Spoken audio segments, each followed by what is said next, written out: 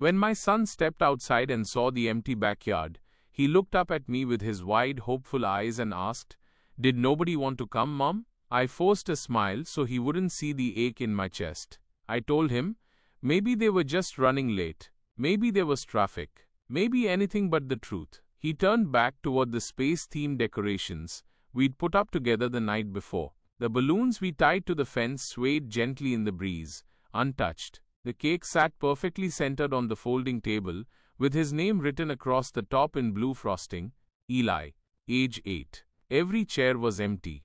Then I heard the voice behind me. My neighbor, Mrs. Radley, leaned over the fence and said, loud enough for Eli to hear, "No one wants to celebrate with a broken family." I didn't respond, not because I didn't have words, but because if I opened my mouth, I might fall apart. Eli stood still, his small hands clenched at his sides. I could tell he was trying not to cry. I wanted to fix everything in that moment, to give him joy, to make him feel seen, but I felt powerless.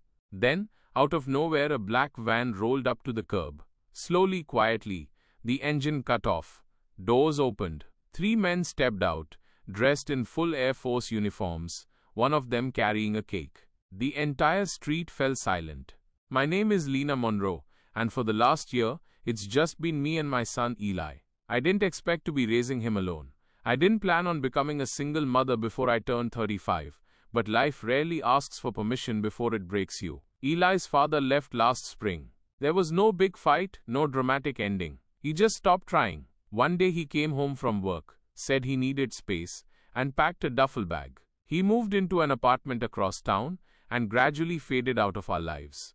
At first, I held it together for Eli. I kept his bedtime routine the same, made sure his lunches were packed, showed up to parent-teacher conferences with a brave face. But deep down, I was unraveling. Eli never asked why his dad wasn't around anymore. He just got quieter. Started sleeping with the light on. Stopped asking to invite friends over. I tried to overcompensate. I'd buy him extra sprinkles for his pancakes. I'd sit through the same dinosaur documentary 20 times just to hear him laugh. On Saturdays, we'd build forts in the living room and pretend we were explorers on alien planets.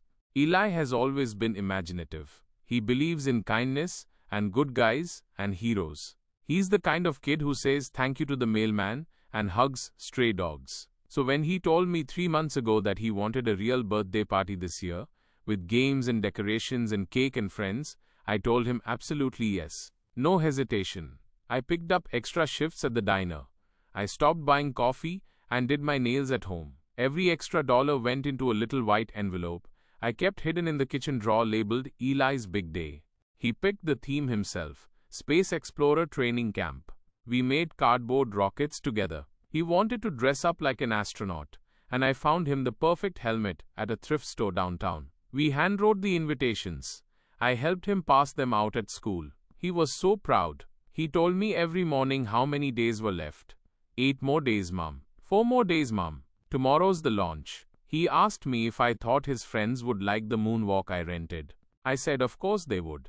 But in the back of my mind, there was a quiet fear. A fear I didn't want to say out loud. Ever since the divorce, things had changed. The parents I used to chat with at school pickup barely looked at me anymore. Some pulled their kids from play dates without explanation.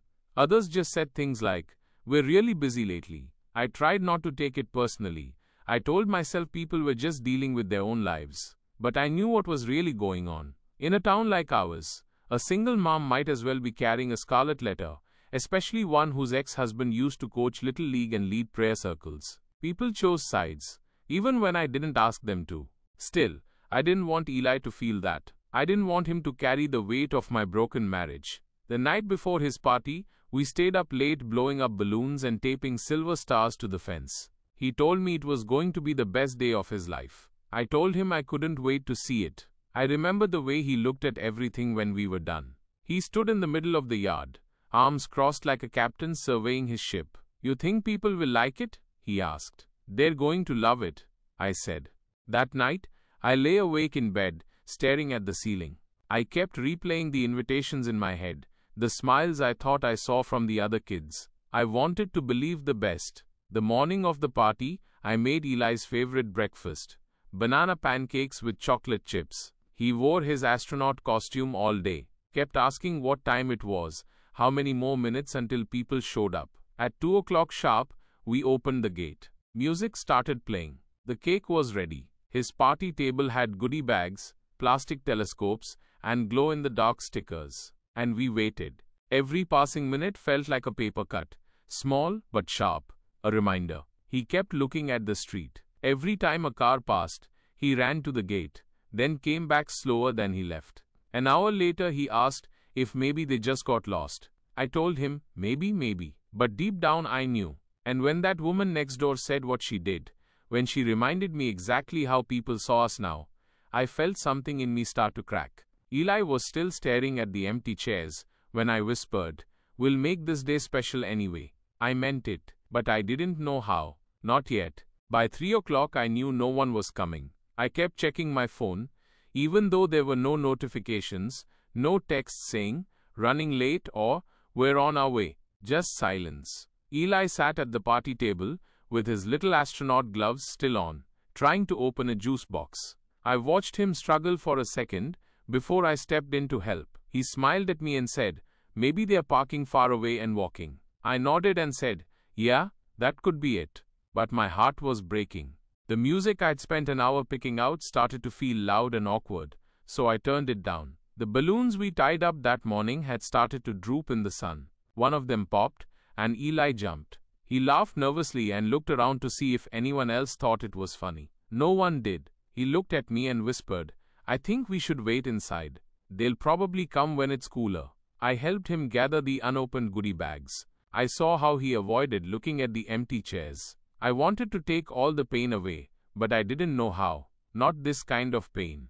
We stepped into the kitchen, and I told him to start on his scavenger hunt while I finished getting the cake ready. Really, I just needed a minute to cry. I turned away from him, opened the fridge, and bit down on the inside of my cheek until I tasted blood. I couldn't let him see me like that. Just then he asked from the living room, "Mom, our broken family's bad."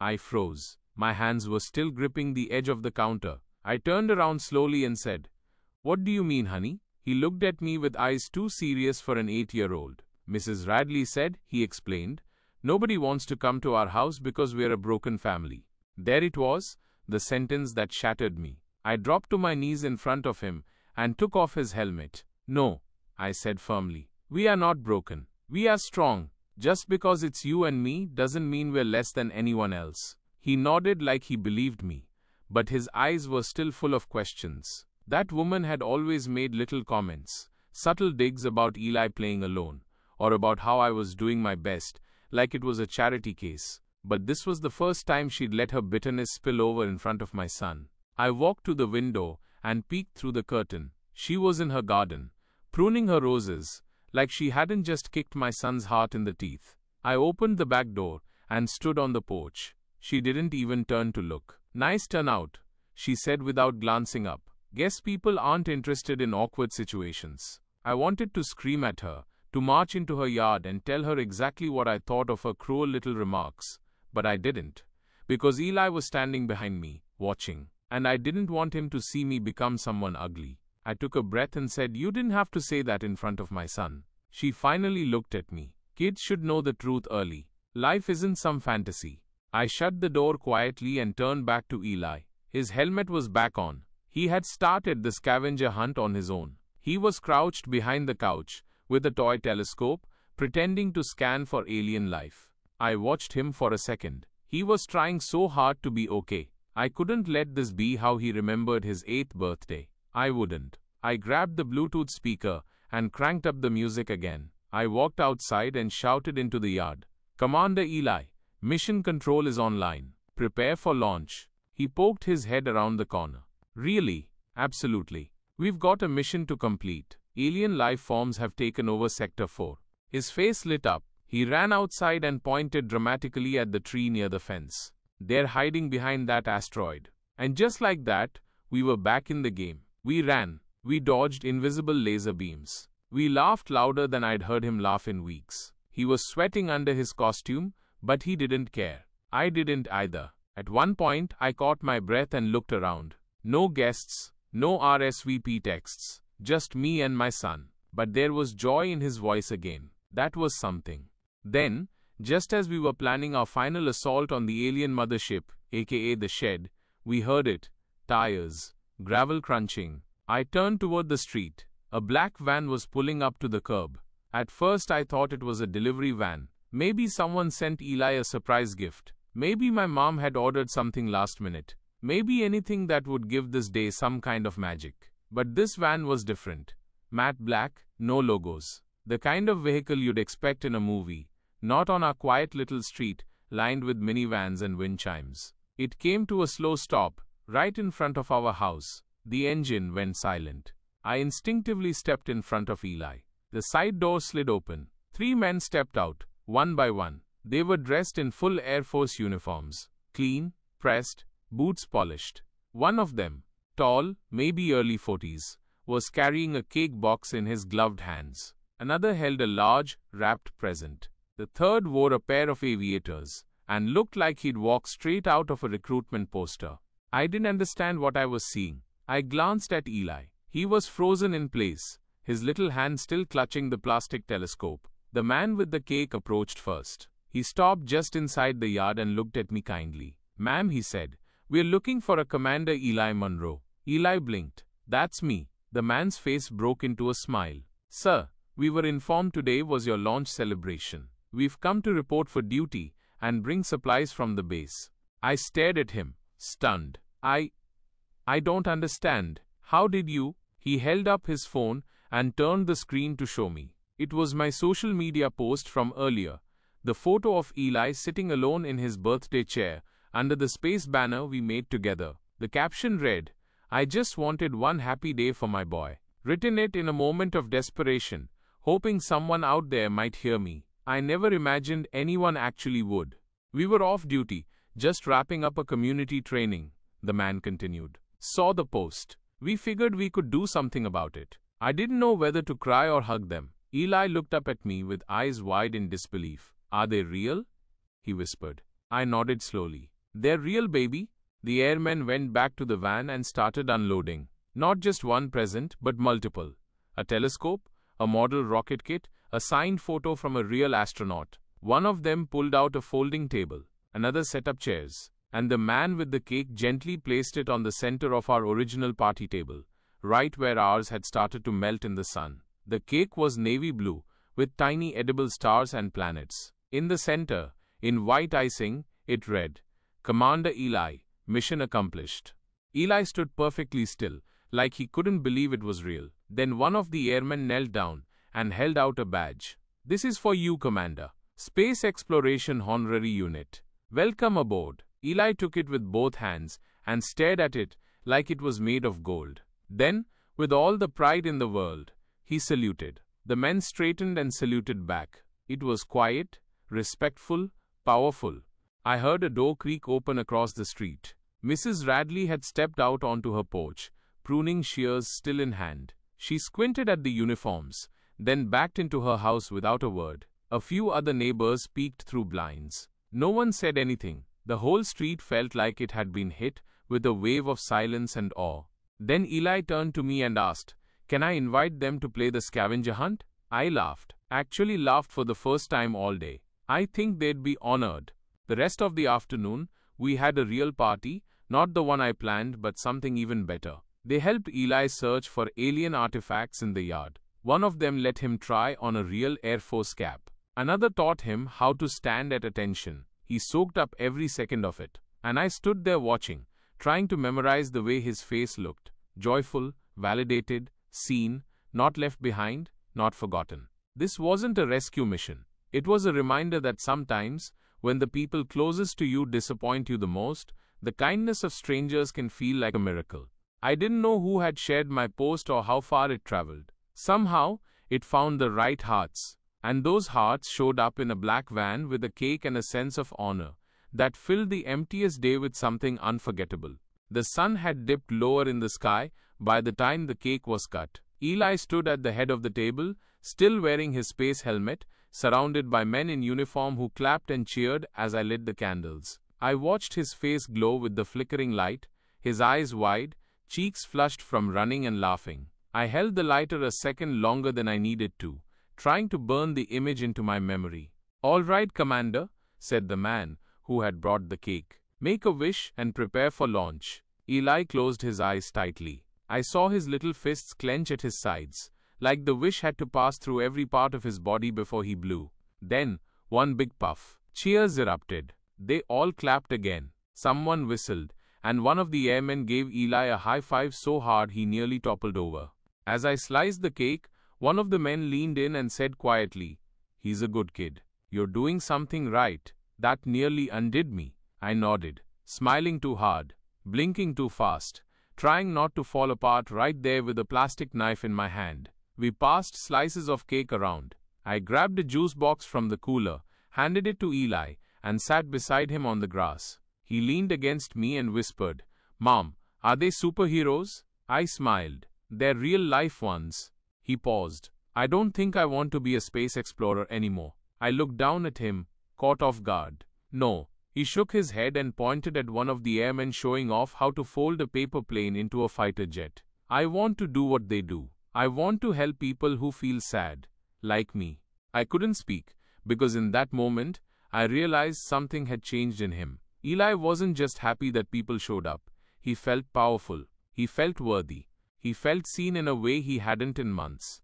That quiet, invisible etche he'd been carrying since his father left, it didn't disappear, but something inside it shifted. Something lifted, that mattered more than any present or party I could have planned. Later, after cake and games, the airmen gathered in front of the shed, Eli's alien mothership, and asked if they could hold a special ceremony. I said of course. They had him stand tall in front of the shed, helmet tucked under his arm like a real cadet. Then the man with the badge read from a small card. "Commander Eli Monroe," he said, loud and proud, "for bravery in the face of isolation, for maintaining high morale during mission failure, and for demonstrating resilience far beyond your rank, we hereby induct you into the United States Space and Air Honorary Youth Corps." He clipped a second badge to Eli's chest and saluted. Eli stood straighter than I'd ever seen him stand. His bottom lip trembled, but he held it together. "I accept the mission," he said. Everyone clapped. It wasn't just sweet, it was sacred. That moment, more than any, was the one I'll carry forever. After they packed up, the airmen shook my hand one by one. Each of them said something kind. "You're a hell of a mom. You've got one special kid. You made today unforgettable." I didn't try to pretend I wasn't crying by then. I just thanked them again and again. Because, how else do you respond to something like that? The last man to leave turned back before he got in the van. "Hey," he called to Eli. "Next time you plan a mission, let us know. We'll bring the whole crew." Eli saluted. "Yes, sir." And just like that, they were gone. No one else on the block said a word. The Radleys didn't come back out. The other neighbors watched from behind curtains and blinds, but they saw it. They couldn't pretend they hadn't. Eli and I stood in the middle of the yard, now littered with cake crumbs, crumpled napkins, and stomped balloons. It looked like a war zone and felt like a dream. Eli looked up at me and said, "Mom, yeah baby, do you think they really liked me?" I bent down, touched his badge, and said, "They didn't just like you, Eli, they respected you." And for the first time in a long time, I saw him believe it. That night, after the last crumbs of cake had been swept up and the final balloon had given in to gravity, I stood at the kitchen sink, watching Eli through the window. He was outside in his pajamas, crouched under the stars with his new telescope. He hadn't taken off his honorary badge all evening. It clung, slightly crooked, to his shirt, glinting in the moonlight like a medal he'd earned in battle. I let the dishwater run too long. I wasn't really washing. I was replaying every moment of the day, every heartbreak, every surprise, every smile that felt like a miracle. This wasn't the party I planned. It wasn't the birthday I imagined for him. But in a way, it turned out to be exactly what he needed, and maybe what I needed too. A little after 9, I called him in. He ran inside with his cheeks flushed, his eyes glowing, and the telescope cradled like a baby. "Can I keep it by my bed tonight?" he asked. "Of course," I said. We went through his nighttime routine, brushed teeth, washed face, changed into clean pajamas. But when I pulled the covers back and tucked him in, I noticed something different. He didn't ask to keep the light on. He didn't say he was scared of being alone in the dark. He just reached for my hand and said, "Thank you for today." I sat on the edge of his bed and brushed his hair back. You were so brave, I said. I am proud of you. I think Dad would have been proud too, he said, not sadly, just honestly, like it was a fact he had quietly come to accept. I didn't respond right away. I didn't want to ruin the moment by dragging my pain into his peace, so I just nodded. Yeah, I think he would have been. Eli closed his eyes and held the telescope badge to his chest, like it was something sacred. A few minutes later, he was